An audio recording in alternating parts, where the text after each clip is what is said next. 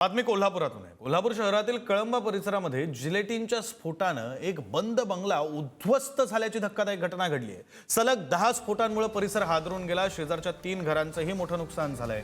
मिळकतीच्या वादातून हा स्फोट घडवून आणल्याचा संशय व्यक्त केला जातोय। स्फोटापूर्वी 3 संशयित तरुण बंगल्यातून बाहेर पडल्याची माहिती समोर आली असून फॉरेन्सिक पथक आणि वरिष्ठ पोलीस अधिकाऱ्यांनी घटनास्थळी धाव घेत तपास सुरू केलेला आहे।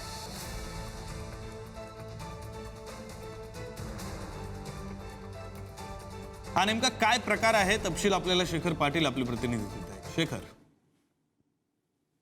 विक्रांत, काल रात्रीची ही घटना आहे। कोल्हापुरातल्या कळंबा या ठिकाणी सुर्वेनगर म्हणून एक भाग आहे आणि त्या भागामध्येच एक घर जे आहे ते गेल्या 1 वर्षांपासून बंद आहे आणि त्या घरामध्ये एक वयोवृद्ध आजी होती आणि तिचं निधन झाल्यानंतर ते घर 1 वर्ष बंद होतं अशी माहिती आता पोलिसांकडून मिळालेली आहे। आणि या सगळ्या पार्श्वभूमीवरती आपण जर बघितलं तर हा स्फोट त्याच घरामध्ये घडवून आणलेला आहे। जवळपास 4ही भिंती या घराच्या या स्फोटामध्ये पूर्णपणे उद्ध्वस्त झाल्याचं पाहायला मिळते। प्रॉपर्टीच्या वादातून हा सगळा स्फोट जो आहे तो घडवून आणला होता अशी माहिती सध्या तरी पोलिसांनी दिलेली आहे। मात्र आपण बघितलं तर जवळपास 7 ते 8 स्फोट जे आहेत ते या ठिकाणी झाले होते अशी स्थानिकांनी माहिती जी आहे ती पोलिसांना दिलेली आहे। जर अशा पद्धतीने शहरात जिलेटिनच्या कांड्या लावून आणि जिलेटिन सदृश्य काही गोष्टी वापरून त्या ठिकाणी घर उडवून देण्याचा प्रकार जर घडत असेल तर अतिशय गंभीर आहे।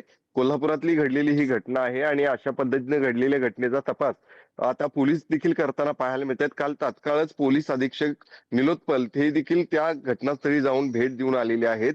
हे घर कशामुळे त्या ठिकाणी पाडलं गेलं, कशामुळे उडवून लावण्याचा या सगळ्यांचा प्लॅन होता हे देखील पाहणं गरजेचं आहे। अद्याप या संदर्भातली जे दोषी आहेत किंवा जे संशयी आहेत ते भेटलेले नाहीत, मात्र पोलीस त्यांचा तपास करताना पाहायला मिळतात।